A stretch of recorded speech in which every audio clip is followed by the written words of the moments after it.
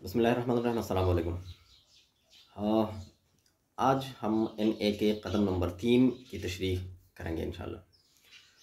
हाँ, हमने कदम नंबर 1 को पढ़ा था, कदम नंबर 2 को पढ़ा था तशरीह के साथ। कदम नंबर 3 है कि हमने अपनी अपनी मर्ज़ी और ज़िंदगी अल्लाह ताला के हवाले करने का फ़ैसला किया, अल्लाह ताला के सुपुर्द करने का फ़ैसला किया, अल्लाह ताला की निगहबानी में देने का फ़ैसला किया, अपनी मर्ज़ी और ज़िंदगी। तो जैसा कि कदम नंबर 1 में हमने नशे की बीमारी पर तफसील से बात की थी कि नशे की बीमारी इतनी एक ख़तरनाक बीमारी है और दायमी बीमारी है, ख़त्म होने वाली नहीं है, बस सिर्फ इसका कंट्रोल होता है, कंट्रोल हो सकती है।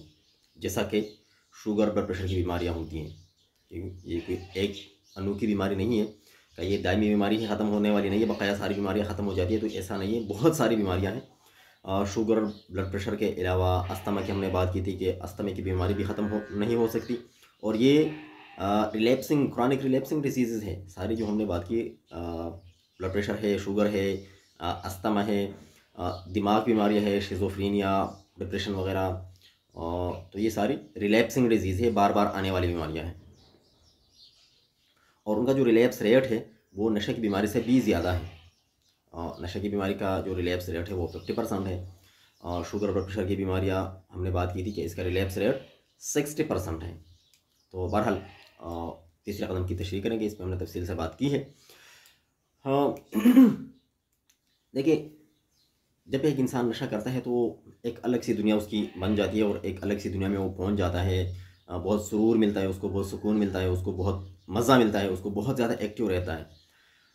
तो फिर उसका ख्याल होता है कि मैं एक अलग किस्म का बंदा हूँ और उसकी ये जो होती है इनफरादियत होती है, वो अपने आप को एक अलग सी चीज़ तस्वूर कर रहा होता है और वो सोच रहा होता है कि मेरा जैसा कोई नहीं है। मेरा दिमाग तेज़ है, मैं हर बात को सही तरीके से समझ पा रहा हूँ और दूसरे लोगों को मुझसे पूछना चाहिए, मुझसे फ़ैसले करवाने चाहिए, मुझसे मशवरा करना चाहिए। तो उसमें एक तकब्बुर और गुरूर आ जाता है। फिर जैसे जैसे वो नशे की बीमारी में आगे बढ़ जाता है तो ज़रूरी बात है, नशे की बीमारी से मसले मसाइल पैदा होना शुरू हो जाते हैं, मगर उसका दिमाग वही अटका होता है कि दूसरे लोगों को मुझसे पूछना चाहिए। मगर होता क्या है कि दूसरे लोग जाके उसके मसाइल में मुदाखलत करना शुरू करते हैं और उसको समझाने की कोशिश कर रहे होते हैं कि देखिए, आपकी ज़िंदगी में इतने मसाइल हो रहे हैं। तो फिर उसको गुस्सा आना शुरू हो जाता है कि देखिए, मैं एक इस किस्म का बंदा हूँ, बजाय इसके कि लोग मुझसे मशवरा करें, मुझसे पूछें, ये मेरे मामलात में मुदाखलत कर रहे हैं। फिर क्योंकि ये नशे की जो बीमारी है ये बहुत चालाक और मक्कार बीमारी है, ये आहिस्ता आहिस्ता इंसान को अपनी गिरफ्त में ले लेती है और बंदे को कंट्रोल कर लेती है। बंदे को समझ ही नहीं आ रही होती कि मैं मेरे साथ हो क्या रहा है, बल्कि उल्टा वो ये सोच रहा होता है कि नशा बहुत अच्छी चीज़ है, इससे सिर्फ मज़ा मिलता है, बकाया मसले मसाइल का इससे कोई ताल्लुक़ नहीं है। उसका जिस्म कमज़ोर होना शुरू हो जाता है, उसके जो है उसका चेहरा, जैसे चेहरे पर काले निशानात आ रहे होते हैं और जिस्म कमज़ोर हो रहा होता है, तो फिर वो चेहरे पर मुख्तलिफ़ किस्म की क्रीमें, आँखों में मुख्तलिफ़ किस्म के कतरे डालना शुरू करते हैं। बहुत सारे लोग इस तरह कर रहे होते हैं ताकि दूसरों को शक ना हो। तो फिर जब उनके मसले मसाइल इतने ज़्यादा हो जाते हैं कि उनको ये बात समझ भी आ जाती है कि हाँ, बिल्कुल नशे की वजह से ज़िंदगी में मसले मसाइल हो रहे हैं, मगर उनका लाशऊर इतना स्ट्रॉन्ग हुआ होता है, अनकॉन्शियस इतना इतना स्ट्रॉन्ग हुआ होता है, मजबूत हुआ होता है कि वो ये बात मानने को तैयार नहीं होता। सब कॉन्शियस में ये बात चल रही होती है कि हाँ, कहीं ना कहीं मसले मसाइल जो है वो नशे के साथ जुड़े हुए हैं, मगर जो लाशऊर है वो ये बात मानने को तैयार नहीं होता कि वही नहीं, ऐसा कुछ भी नहीं है। तो उल्टा वो फिर जाके चिड़चिड़ा हो जाता है, गुस्सा हो जाता है। फिर इस स्टेज से जब आगे वो चले जाते हैं और उनका काम सिर्फ नशा करना रह जाता है, बकाया ज़िंदगी का कोई काम काज वो नहीं कर सकते, कोई रिश्ता, कोई नाता, कोई दोस्त रिश्तेदार ऐसा कुछ भी नहीं कर पा रहे होते। उनके साथ ताल्लुकात, आना जाना कुछ भी नहीं कर पा रहे होते।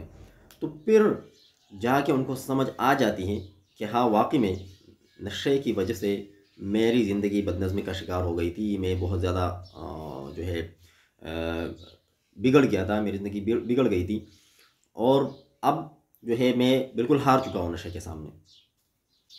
तो जो बंदा उस स्टेज पे पहुंच जाता है, तो एक किताब में मैंने पढ़ा था कि उस स्टेज तक पहुंचने के लिए उस बंदे को 12 से 14 साल लग जाते हैं वो मुसलसल नशा करे, उसमें बहुत ज़्यादा उतार चढ़ाव उसको देखने को मिलते हैं। कभी वो मुख्तलिफ़ किस्म के तजुर्बात कर रहा होता है कि भाई मैं नशे की मकदार कम कर रहा होता है, कभी दूसरे के हवाले कर रहा होता है कि भाई आप मुझे थोड़ा थोड़ा करके दिया करें, एक नशे की जगह दूसरा नशा इस्तेमाल कर रहा होता है। ठीक है, अपने जहन में वो छोड़ने की कोशिश कर रहा होता है, तजुर्बात कर रहा होता है, मगर ऐसा हो नहीं पा रहा होता, कर नहीं पा रहा होता, क्योंकि नशा छोड़ने के लिए जो बुनियादी कदम है वो नशे से मुकम्मल परहेज़। ये बुनियादी कदम है, एक बुनियादी शर्त है नशा छोड़ने की, नशे से मुकम्मल परहेज़। उसके बाद फिर जाके दूसरी चीज़ें शुरू हो जाती हैं। अब एक बंदा अगर वो कर रहा है कि ये कह रहा है कि मैं थोड़ा थोड़ा करता रहूँगा नशा, और उसके साथ साथ जो जितनी की दूसरी चीज़ें हैं उनको कंट्रोल करने की कोशिश करूँगा, तो ऐसा नहीं हो पाता। पहले वो नशे को मुकम्मल तौर पर छोड़ेगा, कंप्लीट एब्सटिनेंस, फिर उसके बाद जाके आराम से आहिस्ता आहिस्ता उसकी ज़िंदगी जो है वो वापस आना, नॉर्मल हालत में वापस आना शुरू हो जाएगी। तो उस स्टेज पे जब एक बंदा पहुंच जाता है तो 3 बातें तीसरे कदम में हैं। रज़ामंदी, कि बंदा इस बात पे राज़ी हो जाए कि मेरी मर्ज़ी नहीं चलेगी।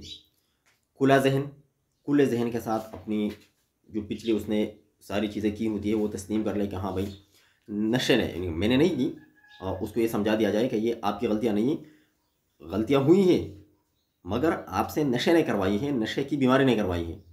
और मुकम्मल तौर पर शिकस्त को तस्लीम करना कि आप खुद से कुछ भी नहीं कर सकते, और वो बंदा ये बात इस बात को तस्लीम कर ले कि हाँ मैं कुछ भी नहीं कर सकता। तो ये 3 बातें अगर एक बंदा जहन में रखे, खुला जहन, रज़ामंदी और मुकम्मल तौर पर शिकस्त को तस्लीम करना, तो फिर वो अपनी मर्ज़ी नहीं करेगा। अब उसके जो होती है बालातर ताकत होती है जो हमने दूसरे कदम में बात की थी, अब वो उसको जिस तरीके से गाइड करे तो उसको वो गाइडेंस समझ आएगी और वो अपनी मर्ज़ी तो करेगा नहीं। तो ज़रूरी बात है। बहुत सारे वाक़यात इस तरह हुए हैं जो जो लोग उस पर आगे चलकर हम बात करेंगे, स्पॉन्सर या काउंसलर बना दिया जाता है। तो स्पॉन्सर काउंसलर जो होते हैं, काउंसलर तो साइकोलॉजिस्ट होता है जिसको नशे की बीमारी का पता होता है, नशे की बीमारी में उसकी ट्रेनिंग हुई होती है, नशे के इलाज की ट्रेनिंग हुई होती है। स्पॉन्सर वो होता है जो नशे का मरीज़ होता है खुद, मगर उसकी रिकवरी जो है वो लॉन्ग होती है और उसकी रिकवरी अच्छी होती है। उसके लिए कम से कम 5 साल की रिकवरी शर्त है। वो स्पॉन्सरशिप उस वक्त लेगा जब वो उसकी रिकवरी कम से कम 5 साल की होगी और अच्छी रिकवरी हो। और बहुत सारे तरीके हैं, बहुत सारे इलाज हैं और बहुत सारे तरीक़ों से लोग कर रहे होते हैं, अपने अपने तजुर्बात भी कर रहे होते हैं, मगर उसका एक प्रॉपर तरीक़ा है, उस पर जाके काम करें। तो स्पॉन्सर की फिर हर बात, काउंसलर की हर बात उसको मानना पड़ती है, और वो माने तो इंशाल्लाह अल्लाह ताला उसके लिए हिदायत का ज़रिया बना देता है। मगर उसके लिए शराइत क्या है बता दिया मैंने आप लोगों को कि खुला ज़हन, रज़ामंदी और मुकम्मल तौर पर शिकस्त को तस्लीम करना। तो उसमें एक और प्लस पॉइंट ये होता है कि NA की जो मीटिंग्स होती है उसमें सारे तकरीबन स्पॉन्सर ही होते हैं। स्पॉन्सर खैर तो एक बंदा होता है, मगर उसमें जितने भी लोग आ रहे होते हैं तो उनके तजुर्बात की रोशनी में नए आने वाले बंदे को बहुत सारी चीज़ें मिल जाती हैं और बहुत सारी चीज़ें सीखने को मिलती है, और उसका जहन और भी खुल जाता है कि भाई अगर ये लोग छोड़ सकते हैं। उसमें ओल्ड टाइमर भी होते हैं, सीनियर जिसको हम कहते हैं, लंबी उनकी रिकवरी होती है, लॉन्ग रिकवरी। तो वो लोग, उन लोगों को जब वो देख रहे होते हैं और वो अपनी शेयरिंग कर रहे होते हैं, तो उनको लग रहा होता है कि भाई अगर ये लोग छोड़ सकते हैं तो मैं क्यों नहीं छोड़ सकता। और वो खुद बता रहे होते हैं, उनको गाइड कर रहे होते हैं उनको कि भाई अगर हम छोड़ सकते हैं तो आप क्यों नहीं छोड़ सकते। तो ये तो बहुत आसान बात है। आजकल NA की मीटिंग्स होती रहती है, कराची, लाहौर, इस्लामाबाद, पिंड में होती रहती है, और बहुत अच्छे अच्छे लोग वहाँ, मेरे जानने वाले लोग उनमें जाके बैठ जाते हैं, जिनकी रिकवरी जो है वो 10, 15, 20, 25, 30, और सबसे जो लंबी रिकवरी है पाकिस्तान की तकरीबन वो 36 साल की है। वो बंदा भी आज तक वो जब उनको टाइम मिलता है तो वो जाके मीटिंग में बैठ जाते हैं और अपनी शेयरिंग भी कर रहे होते हैं, दूसरे लोगों को गाइड कर रहे होते हैं, अपने अपने इदारे चला रहे होते हैं ऐसे लोग। तो उनसे लोग बहुत जल्दी, जो नशे के मरीज़ होते हैं, जो अभी अंडर ट्रीटमेंट आ रहे होते हैं या आए होते हैं, तो वो बहुत जल्दी उनसे मुतासिर हो जाते हैं कि भाई ठीक है, एक जैसे लोग हैं, एक जैसे हालत से ये गुज़र चुका है और मैं उस हालत से गुज़र रहा हूँ। जबकि वो जो बंदा होता है तो वो भी इस तरह उसको बता रहा होता है कि भाई जिस हालत से आप गुज़र रहे हैं मैं उस हालत से गुज़र चुका हूँ। तो उनका आपस में बॉन्ड बहुत जल्दी बन जाता है। जबकि साइकोलॉजिस्ट के बारे में उनका ख्याल ये होता है कि इसने किया नहीं है नशा, इस बंदे ने नशा नहीं किया, इसको नहीं पता। तो ऐसा नहीं होता। उसके लिए मेरा जवाब ये होता है कि जो डॉक्टर सर्जरी कर रहे होते हैं ना, जो ऑपरेशन कर रहे होते हैं, तो उनका ऑपरेशन तो हुआ नहीं होता कि उनका अपना ऑपरेशन हो गया है, हो चुका है, उन्होंने अपना ऑपरेशन करवा दिया तो अब वो इस काबिल हो गए कि वो ऑपरेशन करें, ठीक है। या जो डॉक्टर दवाई लिख के देते हैं इंसानों को, तो सबसे पहले तो आप लोगों को पता है तजुर्बा किस चीज़ पे करते हैं, जानवरों पे करते हैं, चूहों से स्टार्ट करते हैं और ऊपर चले जाते हैं। तो अब चूहे इस काबिल तो नहीं होते कि वो दवाई लिखना शुरू करें। तो ये चंद गलतफहमियाँ हैं, इनको दूर करना चाहिए और स्पॉन्सर या काउंसलर के बारे में इस तरह नहीं सोचना चाहिए। बस उसको इल्म अल्लाह ताला ने अता किया है, वो बालातर ताकत है, वो बहुत सारी चीज़ें जानता है, तो उससे फ़ायदा ले और उससे रहनुमाई ले। और इंशाल्लाह फिर नेक्स्ट बात करते रहेंगे। आज के लिए इतना काफ़ी है। अल्लाह हाफ़िज़।